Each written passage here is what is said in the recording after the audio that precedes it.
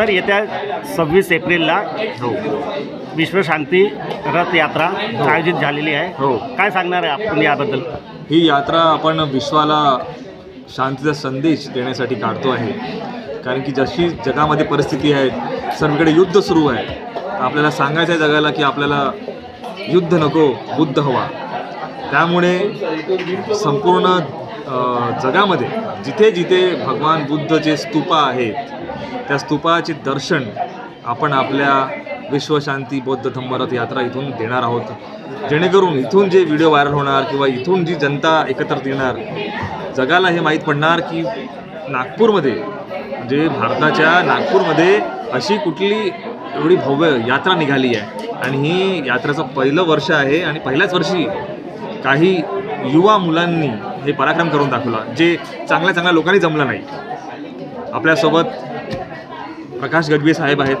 आम्ही त्यांना पण विचारू की साहेब, तुम्ही सांगा की तुम्हाला या यात्रेबद्दल तुमचं काय सर आपला परिचय आहे आणि सांगा काय सांगणार 26 एप्रिल. प्रकाश गजबी, एक या रॅलीचा सदस्य या नात्याने मी सांगू इच्छितो की नागपूर शहरातील बौद्ध बांधवांना ते सर्व नागरिकांना त्या ठिकाणी चायनाचा बुद्ध विहार, थायलंडचा बुद्ध विहार, नेपाळचा बुद्ध विहार, व्हिएतनामचा बुद्ध विहार, त्या ठिकाणी जापानचा बुद्ध विहार, भारताचे बुद्ध विहार, या ठिकाणी जगाचे बुद्ध विहाराचं दर्शन या नागपूर शहरात होणार आहे.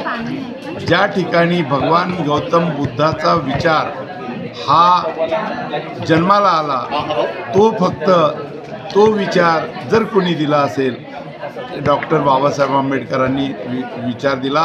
त्या दीक्षाभूमीमध्ये भीम चौक, रविनगर, संविधान चौक आणि मग दीक्षाभूमी, म्हणजे जगातल्या बुद्धाचं दर्शन या ठिकाणी जिवंत दर्शन नागपूर नगरीत होणार आहे. हे या ठिकाणी नागपूर बुद्धिस्ट कन्सोर्टियमच्या वतीने या ठिकाणी सर्वांना दर्शन होणार आहे. 26 एप्रिलला मी सकाळपासून संध्याकाळपर्यंत राहणार आहे. तुम्ही पण या.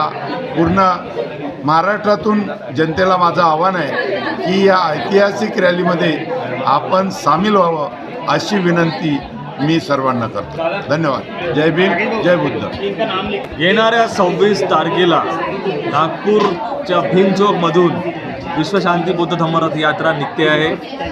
त्या यात्रेला मी पण सहभागी होतो. आपण पण नक्की या. सर्वांना माझा क्रांतिकारी जय भीम, नमो बुद्धाय. ह्यानं उडी मारू, किती मारशील?